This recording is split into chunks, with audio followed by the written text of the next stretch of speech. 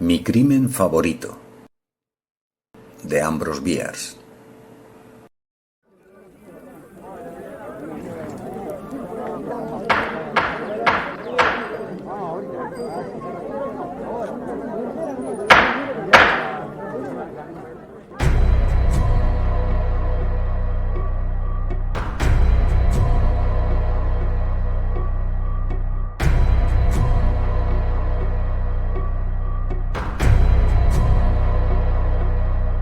Después de haber asesinado a mi padre, en circunstancias singularmente atroces, fui arrestado y enjuiciado en un proceso que duró 7 años.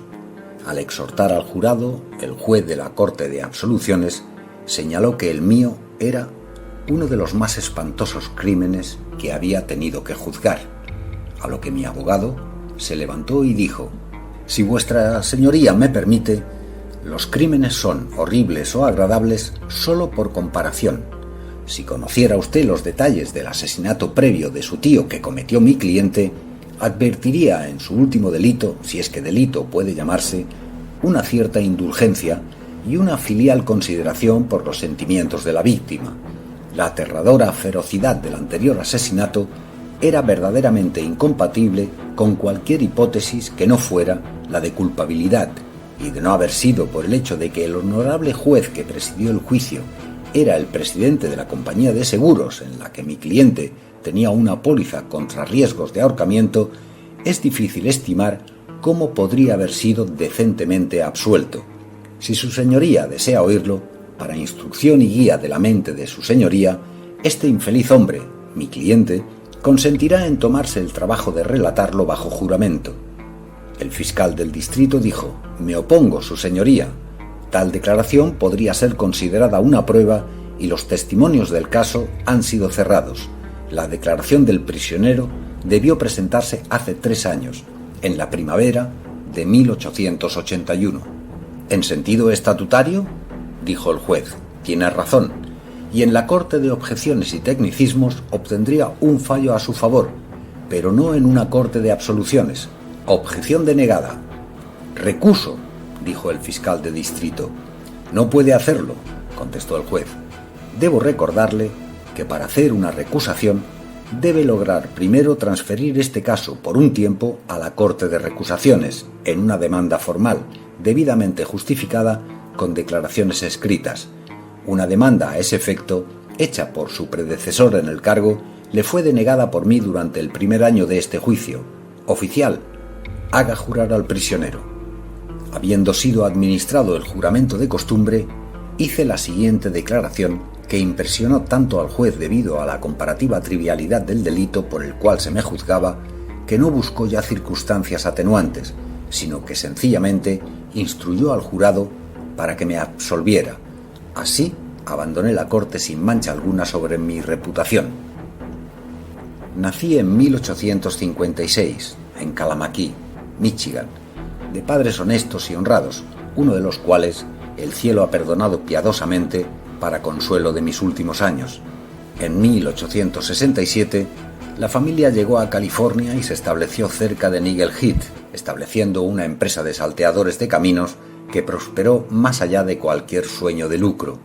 Mi padre era entonces un hombre reticente y melancólico, y aunque su creciente edad ha relajado un poco su austera disposición, creo que nada fuera del recuerdo del triste episodio por el que ahora se me juzga le impide manifestar una genuina hilaridad. 4 años después de haber puesto en servicio nuestra empresa de salteadores, llegó hasta allí un predicador ambulante que, no teniendo otra manera de pagar el alojamiento nocturno que le dimos, nos favoreció con una exhortación de tal fuerza que, alabado sea Dios, nos convertimos todos a la religión. Mi padre mandó llamar inmediatamente a su hermano, el honorable William Ridley, de Stockton, y apenas llegó le entregó el negocio, sin cobrarle nada por la licencia ni por la instalación. Esta última consistente en un rifle Winchester, una escopeta de cañón recortado y un juego de máscaras fabricados con bolsas de harina. La familia se trasladó entonces a Ghost Rock y abrió una casa de baile. Se le llamó la Gaita del Descanso de los Santos, y cada noche la cosa empezaba con una plegaria. Fue aquí donde mi ahora Santa Madre adquirió el apodo de la Morsa Galopante. En el otoño del 75 tuve ocasión de visitar Coyote, en el camino a Mahala, y tomé la diligencia en Ghost Rock. Había otros 4 pasajeros. A unas 3 millas más allá de Nigger Head, unas personas que identifiqué como mi tío William y sus 2 hijos detuvieron la diligencia. No encontrando nada en la caja del expreso, registraron a los pasajeros. Actué honorablemente en el asunto, colocándome en fila con los otros, levantando las manos y permitiendo que me despojaran de $40 y un reloj de oro. Por mi conducta, nadie pudo haber sospechado que conocía a los caballeros que daban la función. Unos días después, cuando fui a Nigger Head y pedí la devolución de mi dinero y mi reloj, mi tío y mis primos juraron que no sabían nada del asunto y afectaron creer que mi padre y yo habíamos hecho el trabajo violando deshonestamente la buena fe comercial. El tío William llegó a amenazar con poner una casa de baile competidora en Ghost Rock. Como el descanso de los santos se había hecho muy impopular, me di cuenta de que esto, sin duda alguna, terminaría por arruinarla y se convertiría para ellos en una empresa de éxito. De modo que le dije a mi tío que estaba dispuesto a olvidar el pasado si consentía en incluirme en el proyecto y mantener el secreto de nuestra sociedad ante mi padre. Rechazó esta justa oferta y entonces advertí que todo sería mejor y más satisfactorio si él estuviera muerto. Mis planes para ese fin se vieron pronto perfeccionados y al comunicárselos a mis amados padres tuve la satisfacción de recibir su aprobación. Mi padre dijo que estaba orgulloso de mí y mi madre prometió que aunque su religión le prohibiera ayudar a quitar vidas humanas, tendría yo la ventaja de contar con sus plegarias para mi éxito. Como medida preliminar con miras a mi seguridad en caso de descubrimiento, presenté una solicitud de socio en esa poderosa orden, los Caballeros del Crimen, y a su debido tiempo fui recibido como miembro de la comandancia de Ghost Rock. Cuando terminó mi noviciado, se me permitió por primera vez inspeccionar los registros de la orden y saber quién pertenecía a ella, ya que todos los ritos de iniciación se habían llevado a cabo enmascarados. Imaginen mi sorpresa cuando, mirando la nómina de asociados, encontré que el tercer nombre era el de mi tío, que en realidad era vicecanciller adjunto de la orden. Era esta una oportunidad que excedía mis sueños más desenfrenados. Al asesinato podía agregar la insubordinación y la traición. Era lo que mi buena madre hubiera llamado un regalo de la providencia. Por entonces ocurrió algo que hizo que mi copa de júbilo, ya llena, desbordara por todos lados en una cascada de bienaventuranzas. 3 hombres extranjeros en esa localidad fueron arrestados por el robo a la diligencia en el que yo había perdido mi dinero y mi reloj. Fueron enjuiciados y, a pesar de mis esfuerzos para absolverlos e imputar la culpa a 3 de los más respetables y dignos ciudadanos de Ghost Rock, se los declaró culpables en base a las pruebas más evidentes. El asesinato de mi tío sería ahora tan injustificable e irrazonable como podía desearse. Una mañana me puse el Winchester al hombro y, yendo a casa de mi tío, cerca de Nigger Head, le pregunté a mi tía Mary, su esposa, si estaba él en casa, agregando que había venido a matarlo. Mi tía replicó, con su peculiar sonrisa, que tantos caballeros lo visitaban con esa intención y que después se iban sin haberlo logrado, que yo debía disculparla por dudar de mi buena fe en el asunto. Dijo que yo no daba la impresión de ir a matar a nadie, así que, como prueba de buena fe, levanté mi rifle y herí a un chino que pasaba frente a la casa. Ella dijo que conocía familias enteras que podían hacer cosas semejantes, pero que Bill Ridley era caballo de otro pelo. Dijo, sin embargo, que lo encontraría al otro lado del Caleta, en el solar de las ovejas, y agregó que esperaba que ganara el mejor. Mi tía Mary era una de las mujeres más imparciales que he conocido. Encontré a mi tío arrodillado, esquilando una oveja. Viendo que no tenía a mano rifle ni pistola, no tuve ánimos para disparar, así que me acerqué, lo saludé amablemente y le di un buen golpe en la cabeza con la culata del rifle. Tengo buena mano, y el tío William cayó sobre un costado, se dio vuelta sobre la espalda, abrió los dedos y tembló. Antes de que pudiera recobrar el uso de sus miembros, Cogí el cuchillo que él había estado usando y le corté los tendones. Ustedes saben, sin duda, que cuando se cortan los tendones de Aquiles el paciente pierde el uso de su pierna. Es exactamente igual que si no tuviera pierna. Bien, le seccioné los dos y cuando revivió estaba a mi disposición. Tan pronto como comprendió la situación, dijo: «Samuel, has conseguido vencerme y puedes permitirte ser generoso. Solo quiero pedirte una cosa, y es que me lleves a mi casa y me liquides en el seno de mi familia». Le dije que consideraba este un pedido perfectamente razonable y que así lo haría, si me permitía meterlo en una bolsa de trigo. Sería más fácil llevarlo de esa manera, y si los vecinos nos vieran en camino, provocaría menos comentarios. Estuvo de acuerdo, y yendo al granero traje una bolsa. Esta, sin embargo, no le iba bien, era muy corta y mucho más ancha que él, así que le doblé las piernas, le forcé las rodillas contra el pecho y así lo metí, atando la bolsa sobre su cabeza. Era un hombre pesado e hice todo lo posible por ponérmelo a la espalda, pero anduve a los tumbos un trecho hasta que llegué a una hamaca que algunos chicos habían colgado de la rama de un roble. Aquí lo deposité en el suelo y me senté sobre él a descansar, y la vista de la soga me proporcionó una feliz inspiración. A los 20 minutos, mi tío, siempre en la bolsa, se amacaba libremente en alas del viento. Yo había descolgado la soga y atado un extremo en la boca de la bolsa, pasando el otro por la pierna, levantándolo a unos 5 pies del suelo. Atando el otro extremo de la soga, también alrededor de la boca de la bolsa, tuve la satisfacción de ver a mi tío convertido en un hermoso y gran péndulo. Debo agregar que él no estaba totalmente al tanto de la naturaleza del cambio que había experimentado en relación con el mundo exterior, aunque en justicia al recuerdo del buen hombre, debo decir que no creo que en ningún caso hubiera dedicado demasiado tiempo a un vano agradecimiento. El tío William tenía un carnero que era famoso como luchador en toda la región. Vivía en estado de indignación constitucional crónica. Algún profundo desengaño de su vida anterior le había agriado el carácter y había declarado la guerra al mundo entero. Decir que embestía cualquier cosa accesible es expresar muy levemente la naturaleza y el alcance de su actividad militar. El universo era su rival, sus métodos los de un proyectil. Luchaba como los ángeles con los demonios, en medio del aire, hendiendo la atmósfera como un pájaro, describiendo una curva parabólica y descendiendo sobre su víctima en el ángulo justo de incidencia que más rendía a su velocidad y su peso. Su impulso, calculado en toneladas cúbicas, era algo increíble. Se le había visto destrozar un toro de 4 años con un solo golpe dado en la nudosa frente del animal. No se conocía cerco de piedra que resistiera la fuerza de su golpe descendente. No había árboles bastante pesados para aguantarlo. Los convertía en astillas y profanaba en la oscuridad el honor de sus hojas. Este bruto irascible e implacable, este trueno encarnado, este monstruo de los abismos, había visto yo que descansaba a la sombra de un árbol adyacente, sumido en sueños de conquistas y de gloria. Con miras de atraerlo al campo del honor, suspendía a su amo de la manera descrita.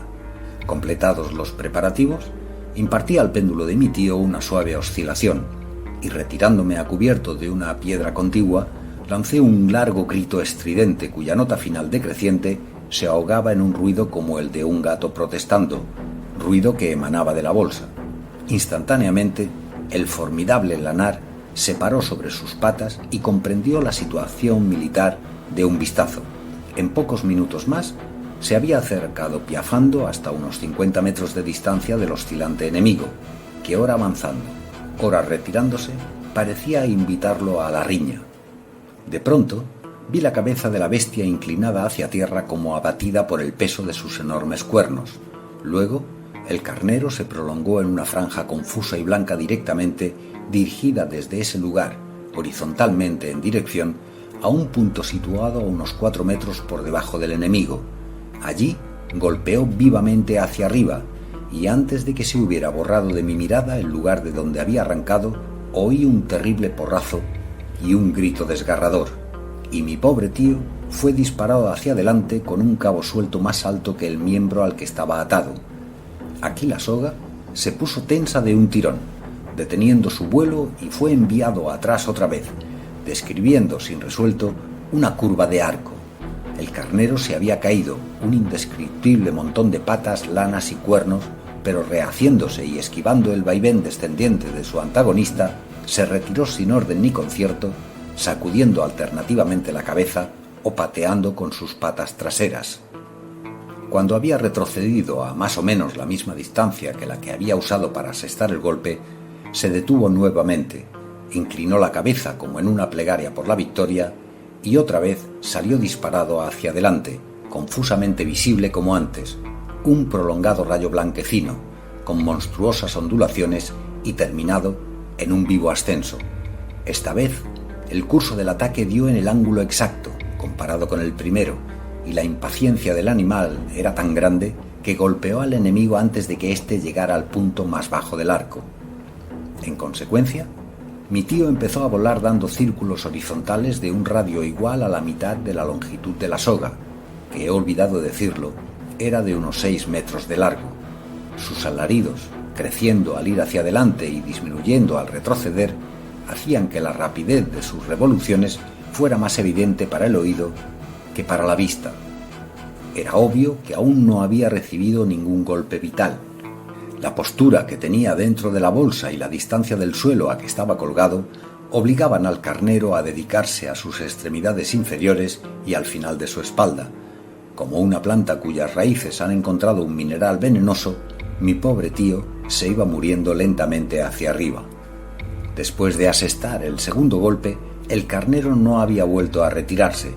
La fiebre de la batalla ardía fogosamente en el corazón del animal. Su cerebro estaba ebrio del vino de la contienda.